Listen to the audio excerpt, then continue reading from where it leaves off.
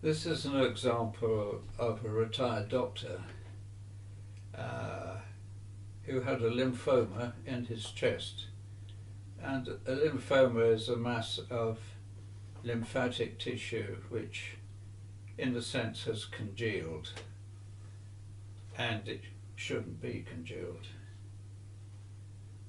As a medical doctor, he was committed to the conventional treatment of chemotherapy, but it made him feel very ill each time he had it, causing many side effects, and it was ulcerating his gullet, making it very difficult for him to swallow.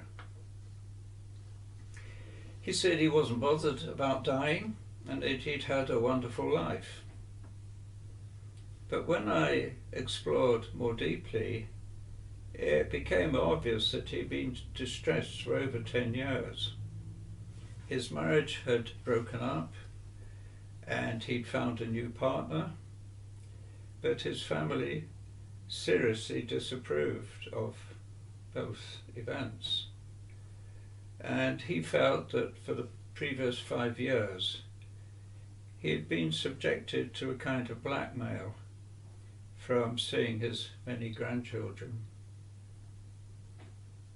It was very difficult for him to express any anger, any emotion at all, because he liked people to think well of him, and he was very upset if they didn't. As soon as I started to give him healing, he started to see colours around us both, something that had never happened to him ever before in his life, although he'd worked with hundreds of people. And on the second occasion, when I visited him in hospital, he was connected up to a chemotherapy drip. And once again, as I began to give him healing, he saw colours all around me, and especially he saw silver. He commented on it, saying, I can see silver coming down your arm towards me. And then a rather bizarre thing happened. While I was giving him healing and he was seeing the silver coming down my arm, a nurse walked in and calmly injected chemotherapy into the drip,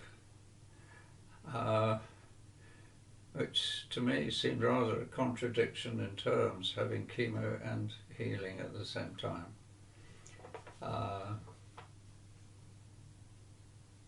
I'm not saying they're necessarily contradictory, but it did feel bizarre at the time. At our third and our last meeting, I saw a pad of energy at the back of his chest and over his heart center. And I knew it was a protective armouring from all the hurt he had been experiencing for the past 5 or 10 years.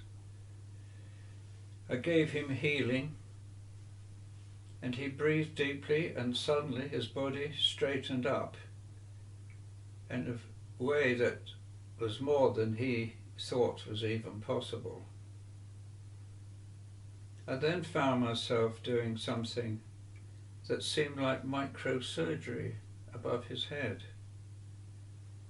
It felt like I was connecting the energy cord between the crown center and the center above it, and using my fingers and thumbs to work with that energy. I then followed my intuition. I placed a big triangle all the way around him. Very quietly, he said he now felt bathed in light. He passed away very peacefully a few hours later. It's a nice story. Even doctors need esoteric help. Yes, well, anybody with any disease, really. No, doctors are still humans. Pardon? Doctors are still humans. Doctors are still humans, yes. And interestingly, I've met many medical students, first year medical students, who already see the bioenergy field or aura around people in their first year at medical school. So it looks like we can't get rid of it. It's coming. yes, We all start to see. Well, I just hope that the what to me was a sausage machine of medical education, and you plop out the end with an intellectual understanding of disease and how to treat it, chemicalized, materialistic way of treating disease. I mean, I don't know how a medical student who can see the bioenergy field in their first year, I don't know how if they could even survive the medical education as it is, because it has little to do with the human energy field. I mean, as far as I know, there's little energy medicine except in terms of lasers and things like that, and radioactive stuff. Yeah, in that story we can say that during the healing session, the person who never seen any auras or bioenergy before instantly started to see them. Yes, and openly, without any embarrassment, one doctor to another vocalized it, expressed it without censorship, without embarrassment. That was unusual. What I see in here, that when he's already passing away, now he don't care what kind of truth is. Yeah. But actually we should let this truth to come us before our last weeks. Yeah. Yeah. And just accept it how it is and what it is. And it's an example of how he was afraid to express his emotions because his cultural condition was that he wouldn't be accepted, he wouldn't be liked if he was a real person and expressed his emotions. And now something was growing around the heart, not to let the heart hurt. Yes, and that was a mental density and emotional density blocking the life force.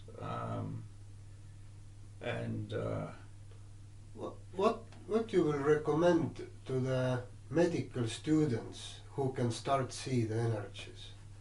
How you recommend them to go through the school, or what to do with it? Speak it openly or hide it? Oh, I certainly wouldn't speak it openly unless you have a wise consultant. Or maybe they should create the small groups between them who can see. Yes, I mean the Peninsula Medical School in Plymouth, probably one of the newest medical schools in Britain. I know that they used to have a scheme where the medical students, if they had 5 or 6 students who asked for a certain subject to be taught, that the medical school would find a practitioner of that discipline. And I know that a friend of mine who came to my healing development courses, he took up that option, and he used to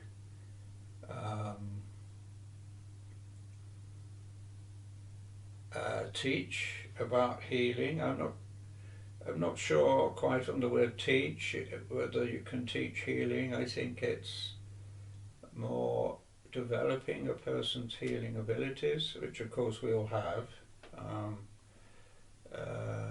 So what I'm saying is the Peninsula Medical School at Plymouth was open to their medical students learning from a healer. Well, that's nice. That's very nice. So this is what I hope will happen in years to come, that each medical school, or at least one medical school in Britain, would take the initiative and break the ice and research that topic. Have a holistic unit